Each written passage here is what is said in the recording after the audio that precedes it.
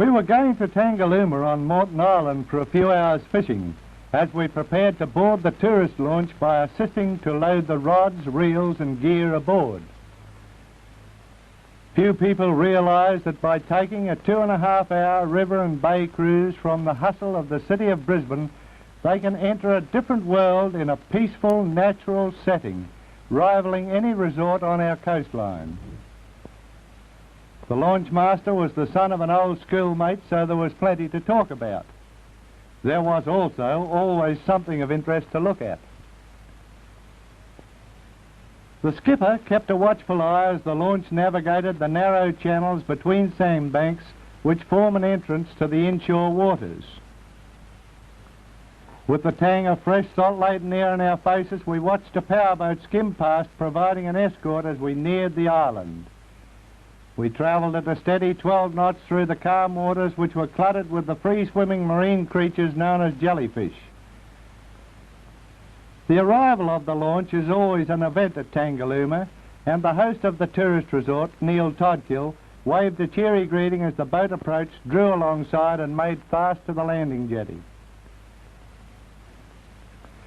A landing way was secured to the boat for passengers to disembark, and the gear was unloaded into transports. Like all fishermen, we took personal care of the fishing rods as we came ashore and renewed a long-standing friendship with Neil, who supervises the arrival and well-being of his guests. The shores of Moreton Island always provide excellent light-line fishing, so it wasn't long before we had gear assembled and set off in a Land Rover along the sand and picked ourselves a shallow water shelf with hopes of finding some of that small but sweet fish, the gold-finned whiting. Jack waded across a very shallow gutter to the outer sandbank and made the first cast. Distance was not necessary as the fish are usually close to shore. There was an almost immediate interest as a fish took the bait and was hooked. It was a swallow-tailed trevally, or as it is more commonly known, a dart. I feel sure this name is derived from its swift movement in the water.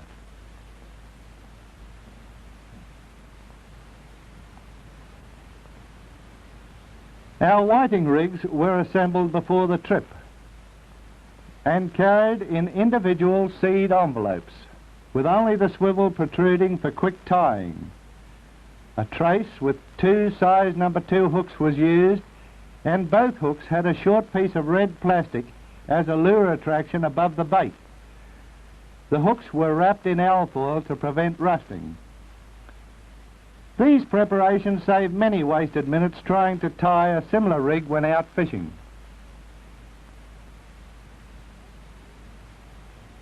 The bait used was the local mudworms, threaded onto the sharp-pointed French hooks. Perhaps the hook was a little overfilled, but we had no shortage, and a good class of whiting are often encouraged to bite by a larger bait. A minimum of casting effort was needed as the light 4-pound line stripped easily from the Alvey side cast reel. Then an intermittent slow rewind was used to get bait movement to attract the attention of the fish. When the bite was felt and the rod tip bent with the weight of the fish, the rate of winding was increased sufficiently to keep tension. The struggles of the hook fish were sufficient to set the small, sharp hook. Striking at small fish is absolutely futile, as it will result in poor timing and broken lines. When whiting are really biting, they can be caught as fast as you can put the bait on and cast it out, for they usually move in small shoals. However, their biting habits do vary. Sometimes they like the slow-moving bait, yet at other times they will show interest when the bait is left lying perfectly still on the bottom. Whiting have no sharp spines and can be handled and unhooked without any risk of cut or spiked hands. It does pay to rebait and cast again as quickly as possible to keep them active and interested.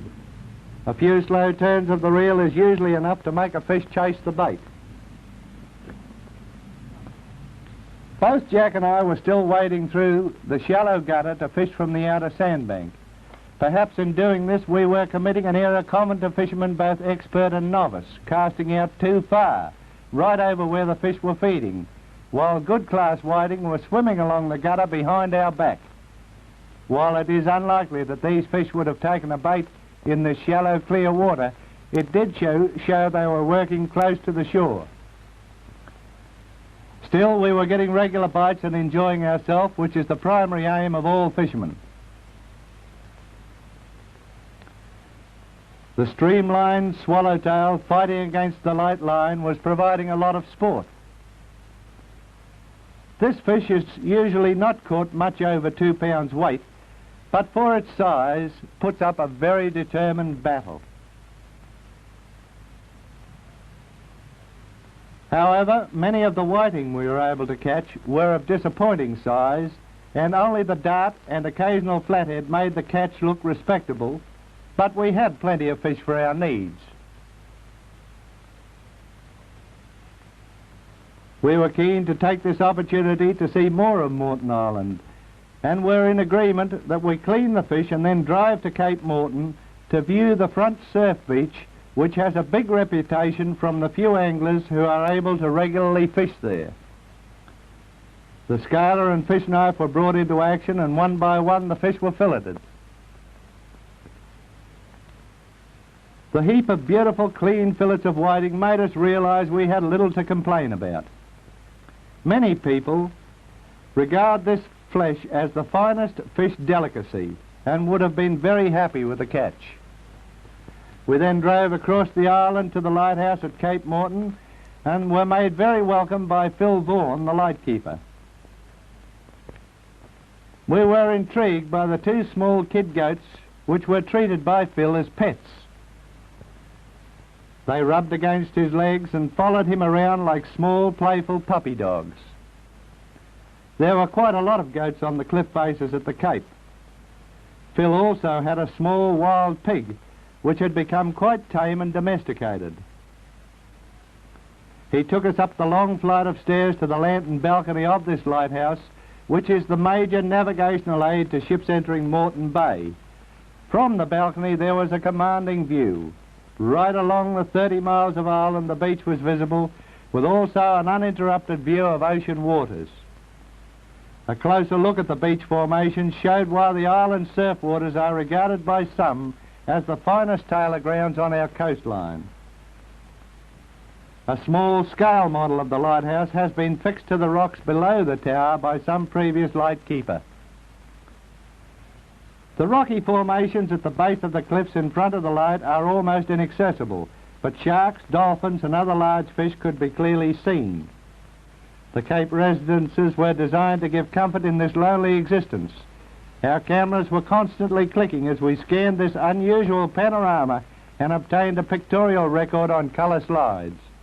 Places like North Rock were of particular interest, for we could remember reading of such ships as the Young Australia and St. Magnus, which were wrecked in this area almost a century ago. The tranquility of this great expanse of natural beauty was well worth experiencing. But we could not tarry too long, for we had to be back in time to board the launch for its return trip to Brisbane. The departing guests from the tourist resort were given a royal farewell as they left the jetty. As the boat gathered speed, we made a promise that we would return again soon, for whether your hobby is boating, swimming, fishing or photography, this unspoiled resort of Moreton Island has something to offer you.